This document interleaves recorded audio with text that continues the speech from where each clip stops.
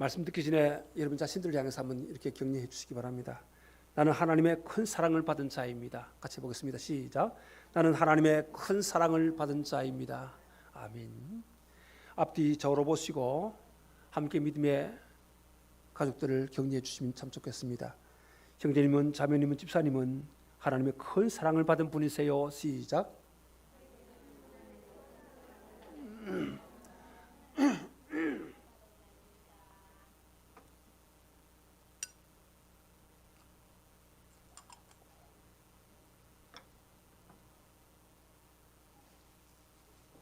지금으로부터 70년 전인 6.25 한국전쟁 당시에 우리 국군이 북한의 인민군에 밀려서 나라가 적화될 뻔했던 그런 위기에 처했을 때가 있었습니다. 아마 경주에 사시던 분들은 더욱 뼈저리게 느낄지 않은가 그렇게 생각됩니다. 포항 그 밑쪽으로 그죠? 전선이 펼쳐졌고 영남권 이것만 남았던 그런 시절이었지요. 만약 당시 유엔군의 개입이 없었더라면 어떻게 되었을까? 짐작하기 어렵지 않을 것입니다. 그런데 이 절박하고 결정적인 순간에 하나님의 돕는 손길이 있었음을 아는 이들은 그렇게 많지 않습니다. 당시 유엔에서는 평화유지군의 한국 파병을 의결하기 위해서 안보리 상임이사회가 열려졌던 것입니다. 그 안보리 회원국이 5나라였지요. 그런데 그중 한 회원국이라도 거부권을 행사하게 되면 한국 파병은 부결되고 마는 것입니다. 그 당시 거부권을 행사할 것이 거의 확실한 대표는 바로 소련 대표였습니다. 그런데 그 시간이 되었는데도 소련 대표가 그 회의장에 나타나지 않더라고 하는 것입니다. 그러니까 시간이 되었기 때문에 회의는 진행이 됩니다. 그리고 되어진 이 진행 상황 가운데서 파병 기란이 무난히 가결되고 유엔군이 참전하여서 공산군들을 무찌를 수가 있었다는 말씀인 것입니다. 그런데 당시 소련 대표가 그 회의에 참석하지 못한 다른 이유가 있었던 것은 아닙니다. 그 회의 개최 그때에 소련 대표가 급격하게 복통 설사를 만난 것입니다. 정신을 못 차리고 화장실로 쫓아갔습니다. 그래서 의결 시간에 맞춰서 오지를 못한 것입니다. 하나님은 핍박과 고통과 서름으로 점철된 우리 민족의 정황을 모두 보고 계셨습니다. 나라 곳곳에서 이름도 없는 성도들이 간절하게 기도하는 그런 음성을 모두 듣고 계셨던 것입니다. 그리고 그토록 결정적인 순간에 하나님 직접 개입하셔서 이를 통과시켰다는 사실을 많은 책들이 기록하고 있습니다. 하나님은 우리의 일상생활에 개입하여서 일하고 계신다는 이것이 하나님의 백성들은 쉽게 그렇게 하신다 말을 하고 있습니다. 또 쉽게 알고 있지요. 그렇게 하지만은 과연 그렇게 말하는 것처럼 나 자신들에 대해서는 하나님의 일하심에 대한 믿음으로 살아가느냐라고 하는 질문을 할 때에 우린 거기에 캐셔마크를 달 때가 많이 있습니다. 과연 살아계시는가? 나는 그런 경험을 잘 하지 못했는데 이런 식으로 말입니다. 여러분 어떻습니까? 이런 질문이 올 때에 여러분 자신들은 어떤 답을 내려야 하겠습니까? 그래서 오늘은 본문 말씀을 통해서 하나님의 백성이 하나님이 우리 가까이 계시고 날마다 우리 삶 속에서 일하고 계심을 보지 못하고 살아갈 때에, 그리고 어떻게 일하시는가를 제대로 이해하지 못하고 살아갈 때에 어떤 모습이 드러났는가 하는 그런 내용을 가지고 이 말씀을 나누고자 하는 것입니다. 첫 번째로 우리의 삶의 현장에서 개입하시는 하나님이십니다. 우리의 삶의 현장에서 개입하시는 하나님이십니다. 사실 우리가 하루하루 살아가는 삶의 자실을 뜯어보면 하나님께서 개입하신 일이고, 삶이라고 하는 것을 하나님이 살아계심 속에서 그렇게 믿고 살아가는 분들이 바로 여기 앉은 분들 아니겠습니까? 그러나 하나님의 백성으로서의 삶의 자세가 참으로 희미하다 못해 보이지 않는다고 느끼는 분들도 혹 있을 수가 있다는 말씀입니다. 왜 그럴까요? 분명 우리들의 머리에는 하나님이 개입하신 이 삶이라는 것에 대해서 부정하고 싶지는 않습니다. 그러면서도 삶의 자세에서는 하나님의 개입하심을 믿는 믿음의 모습을 제대로 보이지 않는 이유가 무엇일까 하는 그 말입니다. 그 이유는 이렇게 생각해 볼 수가 있습니다. 하나님이 개입하신 그 흔적이 보이지 않는다는 것입니다. 내가 경험이 없다는 것입니다. 나의 일상생활에 하나님이 개입하여 일하고 계심을 믿을 수 있는 어떤 흔적이나 증거가 보이지 않는다는 그 때문에 머리로서는요, 하나님 개입하시지 그렇게 믿으면서도 그 삶은 믿음과는 전혀 상관없는 모습을 보이게 되는 이유가 바로 거기에 있는 것입니다. 하나님 백성이 그렇게 자신의 삶에 하나님이 개입하고 계심을 생각하고 살아간다고 한다면 여러분은 어떻게 되겠습니까? 결국 사사기에 동장하고 있는 이스라엘의 삶처럼 자기 속인에 오른 대로 행동될 수밖에 없다는 것이죠. 머리만 가지고 살아가는, 그리고 머리에 암기하고 있는 그것만 가지고 살아간다면 그렇게 될 수밖에 없는 것이 오늘 본문에서 말씀해 주고 있다는 것입니다. 왜 그렇습니까? 그것은 왕이신 하나님과 상관없기 없는 삶이기 때문에 그렇다는 것입니다. 결국 그러다 보면요, 자신의 속일에 오른 대로 자신이 왕이 되어서 자신의 인생길을 걸어가게 됩니다. 사실 하나님이 우리와 함께 하시고 일하신다는 것을 우리가 감각하고 느낄 수 있는 기준으로 움직이시는 것은 결코 아닙니다. 하나님 그런 분 아니에요. 또 우리가요, 확인하게 깨닫고 알 수 있는 어떤 표징과 또 기적을 도구로 하여서 움직이는 그런 경우도 그렇게 넘쳐나지는 않습니다. 여러분은 어떻습니까? 매일매일 하나님께서 이적과 기사를 가지고 우리에게 접근하시고 그것을 이루시면서 막 우리에게 보여주십니까? 그렇지 않다는 겁니다. 그러나 그렇다고 해서 하나님은 우리의 일상생활에서 우리가 알 수 있고 체험할 수 있는 분명한 기준으로 그 모습을 보여주지 않는다고 한번 해보십시다. 그렇다고 해서 하나님이 일하시지 않고 우리의 삶에 개입하지 않으셨다고 말할 수가 있을까요? 그럴 수는 또 없는 겁니다. 단지 우리가 생각하거나 느낄 때에 마치 하나님 없이 나의 힘으로 내가 일함으로써 살아가고 있는 것처럼 여기질 뿐이라고 하는 것입니다. 그런 것이지 사실 하나님 편에서 생각할 때에 하나님은 왕성하게 우리 삶 가운데 일하고 계신다는 사실입니다. 하나님께서 하나님의 백성의 일상생활에 개입하시고 일하신다는 것은요, 결코 은밀한 그런 것이 아닙니다. 조그만 것도 아닙니다. 그리고 우리가 도저히 알 수 없을 정도로 미묘한 그런 모습으로 일하시는 분이 아니라는 사실인 것입니다. 오히려 조금 전에 말씀드린 대로 그분은 왕성하게 일하시는 분이십니다. 다만 우리가 그것을 보지 못한 채 살아가고 있기 때문입니다. 그렇다면 무엇 때문에 하나님의 일하심을 보지 못하게 되는 것입니까?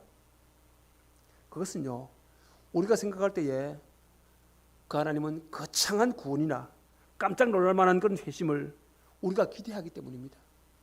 그러니까 하나님의 일하심보다도 우리는 더 큰 것을 기대하고 그것을 보려고 하고 있기 때문에 하나님의 일하심이 잘 안 보인다는 그 말씀인 것입니다. 가령 말입니다.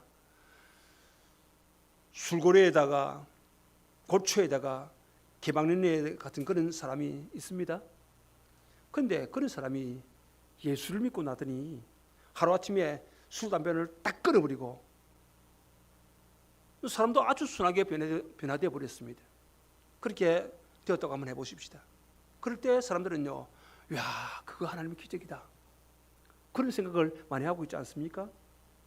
그러면서 그런 것들을 자꾸 기대한다는 말씀인 것입니다.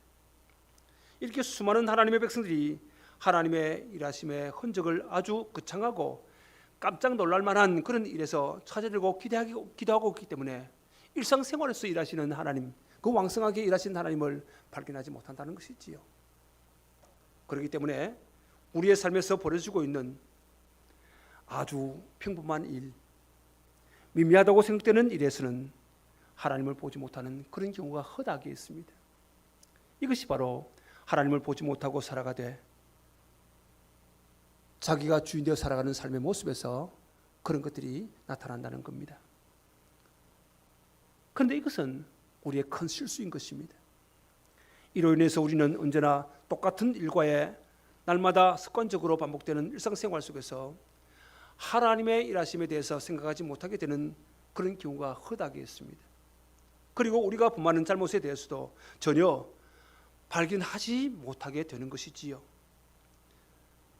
여러분께 말씀드리고 싶은 것은요, 혹시 하나님의 일하심에 대해서 거창한 구원이나 깜짝 놀랄 만한 그런 회심들, 내가 기대하고 있는 큰 그런 이적과 기사들, 이런 것을 통해서 발견하려고 하는 그런 의도는 혹시 없는지 자신에게 물어보시기를 바랍니다. 그러면 그러한 것은 주님께로 속히 반납해 드리시기를 바랍니다. 그것은 여러분으로 하여금 하나님이 여러분 가까이 계시다는 것을 잊고 살게 만들 뿐이라는 것입니다. 이처럼 우리가 날마다 반복되는 삶에서 하나님이 가까이 계심을 잊고 살아가는 경우가 많습니다. 그럴 때 일상생활에서 하나님을 찾거나 하나님에게 물으며 살아가는 모습은 찾아볼 수가 없게 되는 거죠.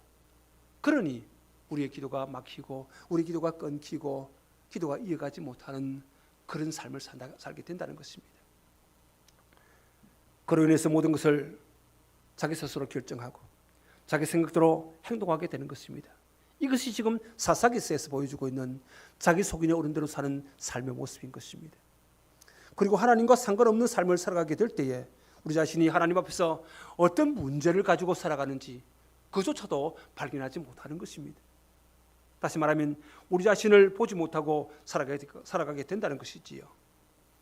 그리고 우리 자신을 보지 못하고 나 자신의 문제점을 보지 못하고 살아갈 때에 결국 타인의 문제점만 자꾸 눈에 들어오게 되고 그 문제를 가지고 자꾸 취직하면서 갈등을 일으키고 싸우며 살게 된다는 것이 오늘 본문의 말씀입니다. 두 번째로요, 하나님이 개입을 이전 이스라엘과 베냐민 사람들입니다. 여기 12절 말씀을 한번 보십시다. 12절입니다. 같이 읽겠습니다. 이스라엘 지파들이 베냐민 온 지파의 사람들을 보내어 두루 다니며 이르기를 너희 중에서 생긴 이 악행이 어찌 됨이냐, 그렇게 말합니다. 여러분, 이 말씀 잘 보십시오. 여기 이스라엘 백성이 모여서 기바를 칠 것을 결정하게 됩니다. 그렇게 결정하게 되는데 이 사람들이 하나님께 물어봅니까? 하나님께 물어보았다는 말이 없습니다. 레위 사람의 선동에 넘어가서 대규모 전쟁을 준비하지요. 그들 스스로의 길을 만들고 있습니다.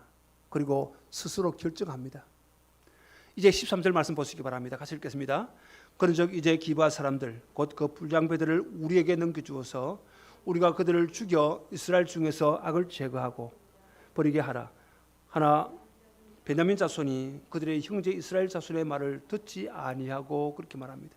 지금 이스라엘의 11지파 대표들은요, 베냐민 지파 사람들에게 악행을 저지른 불량배를 넘겨달라고 그렇게 요청을 하고 있습니다. 왜 그런 요청을 합니까? 할 수 있는 대로 자기 생각에는 전면 전쟁을 피하고 흉악한 자들을 처벌하려고 했던가 봅니다. 그런데 이에 대해서 베냐민 지파의 반응이 어떻습니까? 이 베냐민 지파들은요, 이스라엘 사람들의 말을 그 청구를 거절해버리죠, 그죠? 그리고 싸움을 각오하고 나서고 있는 것을 보게 됩니다. 14절입니다. 같이 읽습니다. 도리어 성읍들로부터 기바에 모이고 나가서 이스라엘 자손과 싸우고자 하니라, 그렇게 말합니다. 근데 여러분, 지금 베냐민이 이스라엘과 전쟁을 치를 때입니까? 아니지 않습니까? 여러분, 지금 그들이 해야 할 사역이 뭡니까?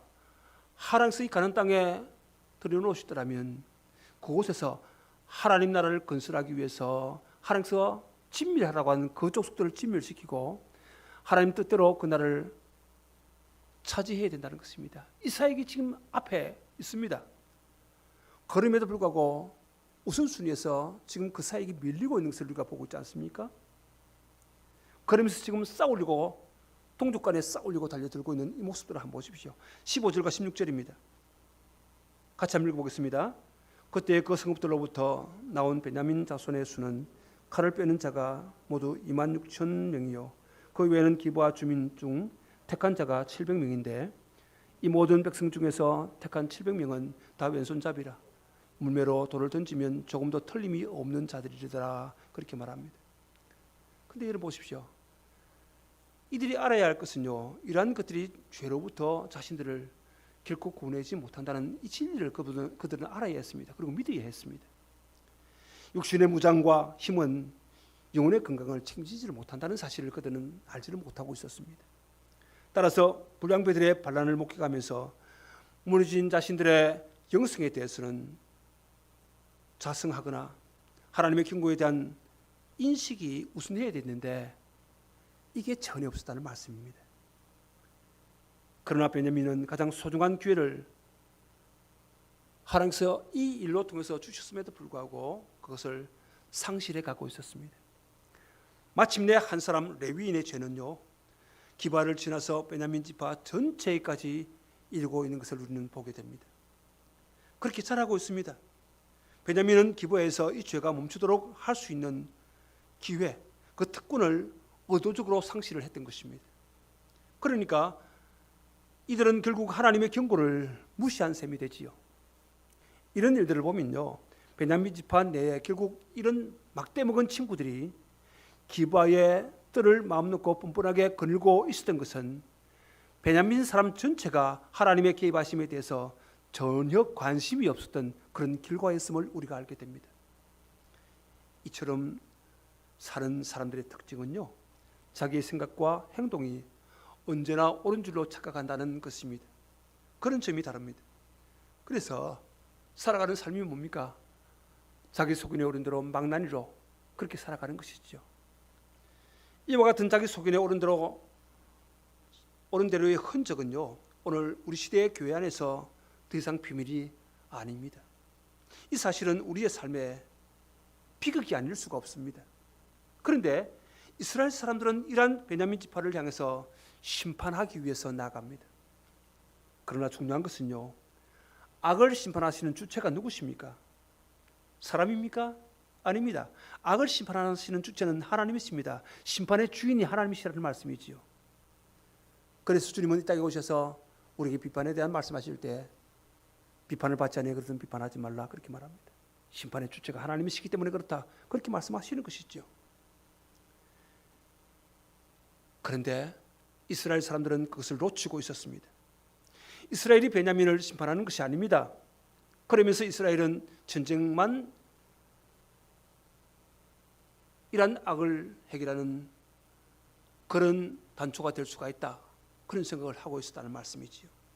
그러면서 그러한 결정을 이미 마음속에 하고는 하나님께로 이제 나갑니다. 여러분, 무엇이 우선순위입니까? 우선순위에서 뭐가 문제되어야 됩니까? 하나님께 묻고 의논하고 난 다음 그 다음 하나님 주신 말씀을 근거로 해서 결정을 해야 되지 않습니까? 그런데 지금 이들은 어떻게 합니까? 먼저 결정하고 하나님께 결정을 받으러 가는 겁니다. 하나님 좋은 말 할 때 해주십시오. 이렇게 해야지 제 악을 제거합니다. 우리는 악을 제거하고 싶습니다. 하나님 아시지 않습니까? 그러니 우리의 뜻대로 우리의 마음대로 해주셔야 됩니다. 이겁니다. 여러분은 어떻게 생각되세요?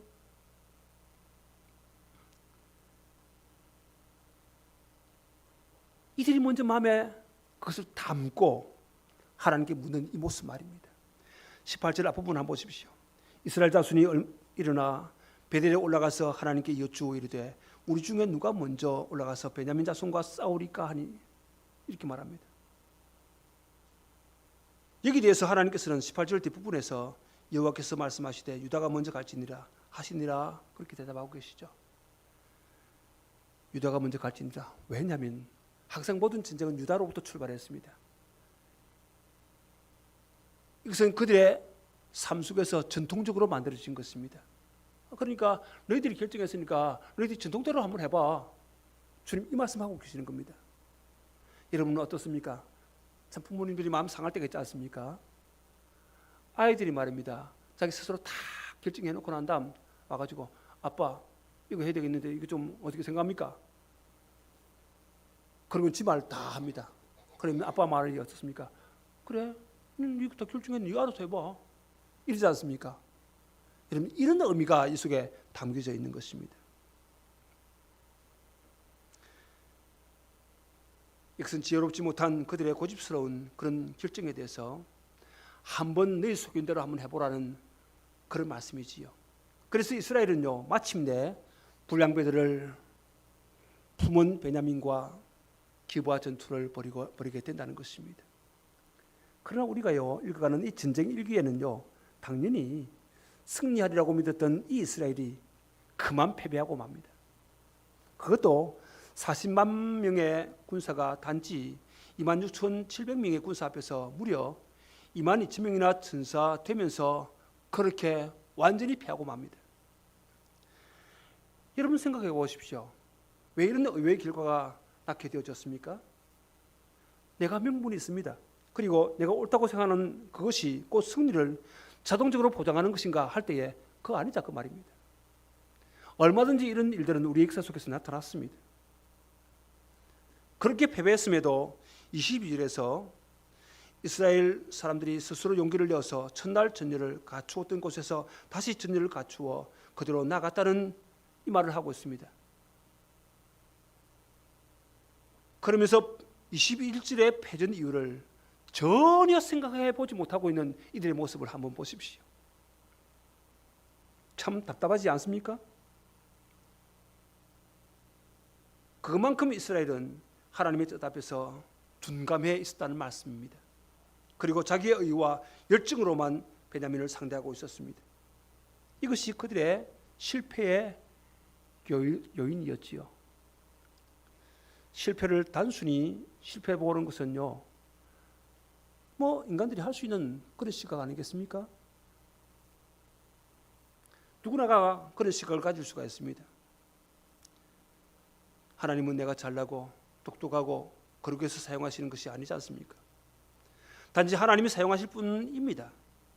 여러분, 우리가 하나님 사용되어지는 것은요, 우리의 어떤 조건이 결부되지 않습니다.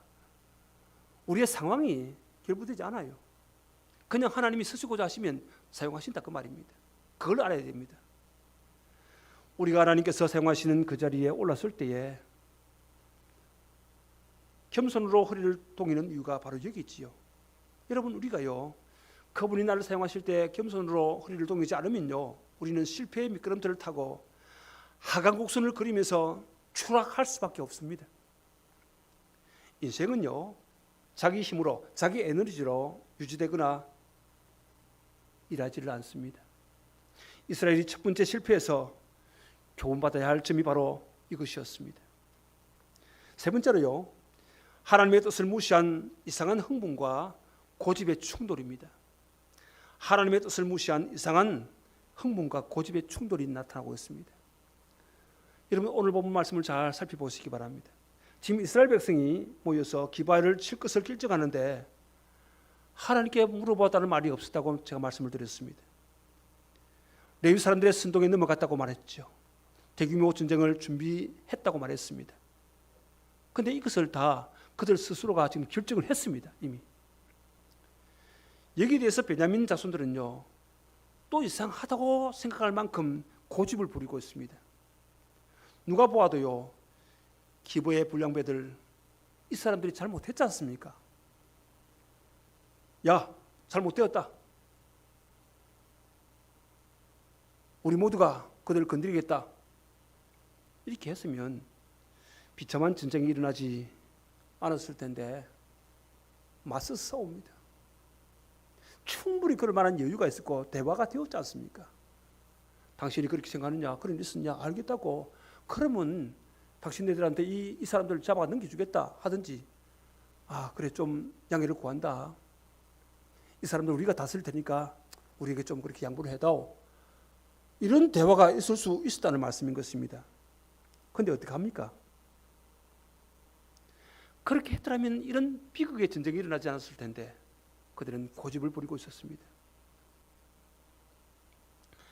맞서서 싸우기 위해서 고집을 부렸다는 말씀이에요. 이스라엘 지파 연합군이 40만 명, 베냐민 지파 2만 6천 명. 여러분, 어떻습니까? 이 비율이.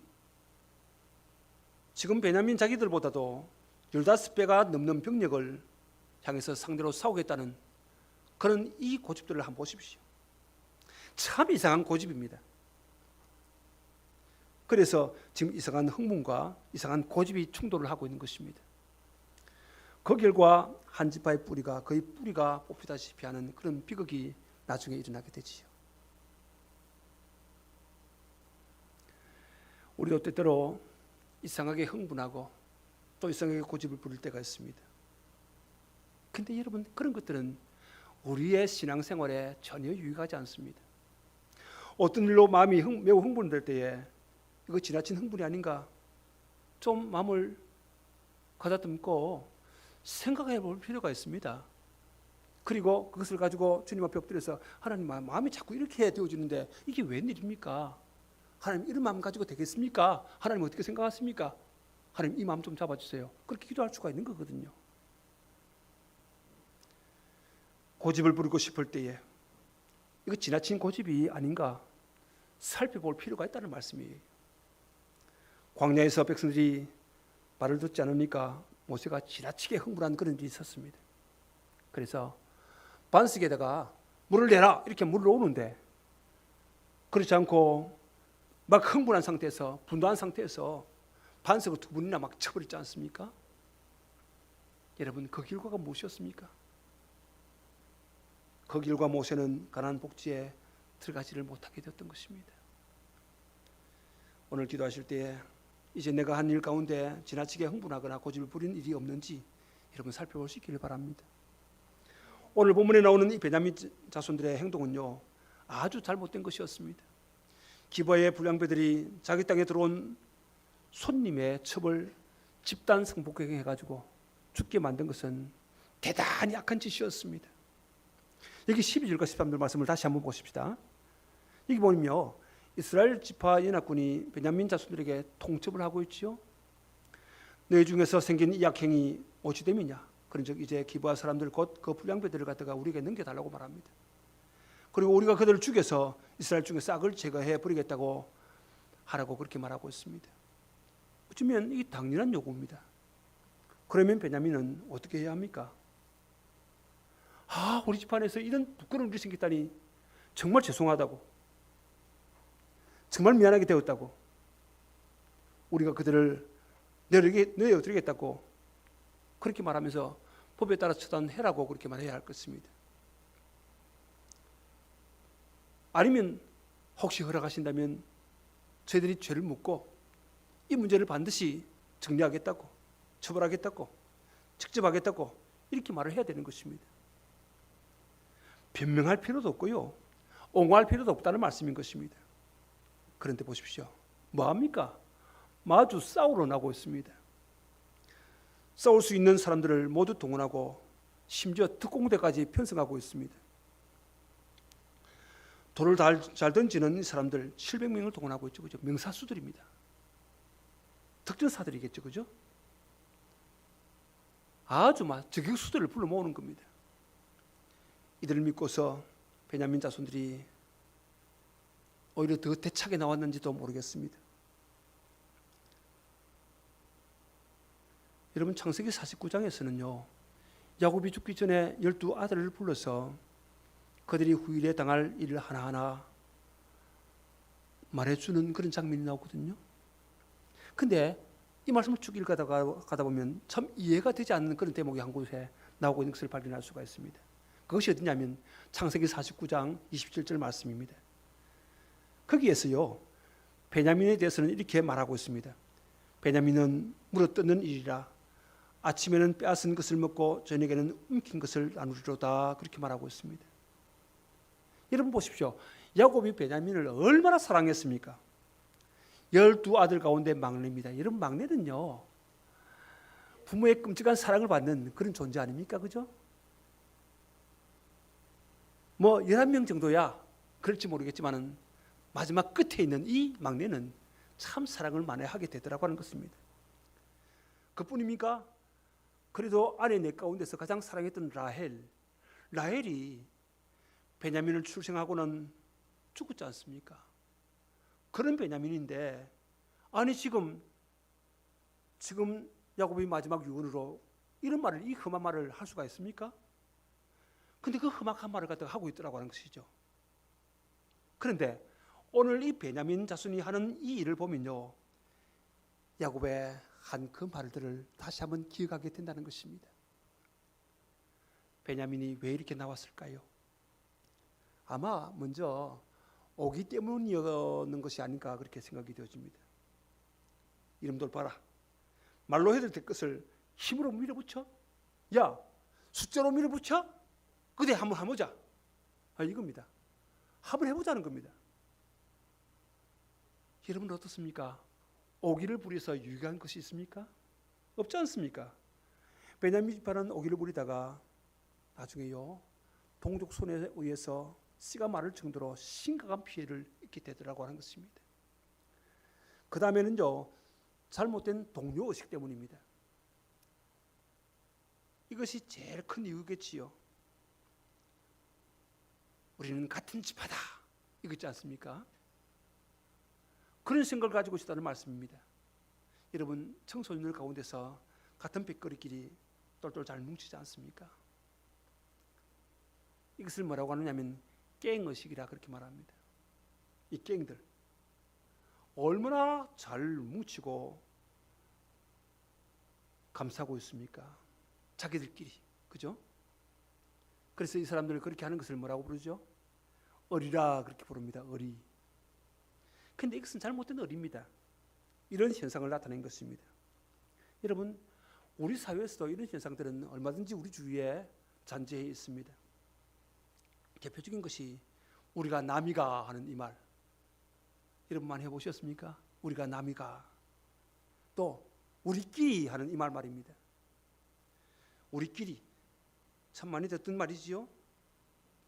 이 말은 이웃과는 아무런 관계가 없다는 것입니다. 여러분 살아가면서 이웃과 관계 없는 삶을 삽니까? 아니요. 모두 이웃과 더불어서 함께 교제하며 살아갑니다. 서로 돕고 살아야 됩니다. 그래야 잘 살게 된다는 것입니다. 우리끼리 하면 망할 수밖에 없습니다. 그런데 우리끼리 하고 있습니다. 실현, 지연, 학인으로 똘똘 뭉칩니다. 민족으로 뭉칩니다. 누가 잘했느냐, 잘못했느냐, 그거 생각지 않습니다. 그가 우리와 같은 지역 사람인가 아닌가, 그가 우리와 같은 학교를 나왔나 아닌가, 그것을 따지고 있습니다. 우리 민족인가 아닌가, 거기에 매달립니다. 잘하고 못한 것은 전혀 상관이 없습니다. 그런 식으로 매달린다는 말씀인 것입니다. 대단히 잘못된 기준을 철저하게 지키고 있습니다. 이런 현상은요, 성숙되지 못한 교회 안에서도 볼 수가 있습니다. 우리는 우리 공동체 안에서 잘못된 것이 있으면, 또 잘못을 저지른 사람이 있으면 그것을 바르게 처리해야 합니다. 그래야 공의가 살지요. 물론 그 공의를 이룰 때에 사랑이 함께 포함되어야 합니다. 사랑으로 품어주면서 그 문제를 바르게 잡고 바르게 세워나가야 한다는 말씀인 것입니다. 이것을 권징이라 그렇게 말합니다. 처음에 말씀드린 것과 같은 베냐민 지파 사람들은요, 이상한 고집을 부렸습니다. 자기 지파의 잘못을 인정하고 바르게 처리했으면 문제가 원만하게 해결되었을 텐데 그렇게 하지를 못했습니다. 우리는 이런 고집을 부리지 말아야 합니다. 사람 앞에서도 이런 고집을 부리지 말아야 하고, 하나님 앞에서는 더더욱 이런 고집을 버려야 한다는 말씀인 것입니다. 너는 죄인이다, 너 안에 죄가 있다 하는 말에 대해서 그렇습니다, 제가 죄인입니다, 제 힘으로는 어쩔 수 없는 그런 죄가 제 안에 있습니다, 제 힘으로는 이 문제를 해결할 수가 없습니다, 그래서 하나님께 맡깁니다. 날 사랑하신 예수 그리스도의 보혈로 이 문제를 해결해 주십시오. 그렇게 해야 되지 않습니까? 그런데요, 나는 죄가 없습니다, 내가 왜 죄인입니까? 그렇게 하는 경우가 있습니다. 그러거나, 아니 죄가 있으니 어쩌란 말입니까? 그게 뭐가 큰 문제입니까? 하면서 버티는 사람들이 가끔 있다는 말씀인 것입니다. 이런 사람들은 베냐민 자손과 같은 그런 사람이라 볼 수가 있습니다. 여러분, 잘못된 동료의식을 버려야 합니다. 하나님의 의를 기준으로 삼아야 되지요.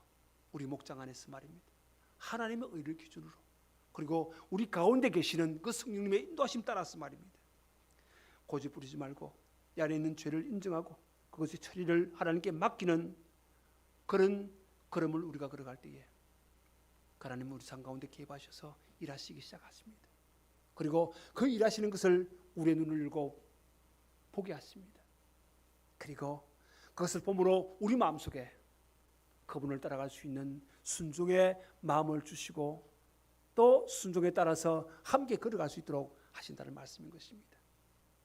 그렇다면 여러분, 오늘 우리 일상생활 속에서 하나님이 개입하신다는 이 사실을 분명히 하고, 내 생각 내 판단대로 내 속인대로 살지 아니하고 내 고집대로 나가지 아니하고, 오늘 내 속에 있는 죄를 인정하고 그것을 처리하는 문제에 있어서 그 처리를 하나님께 맡기는, 그리고 하나님께서 개입하셔서 우리의 삶을 다시 한번 새롭게 하시는 그 놀라운 삶을 살아갈 수 있는 예인의 모든 가족들이 되시기를 주님의 이름으로 축원합니다.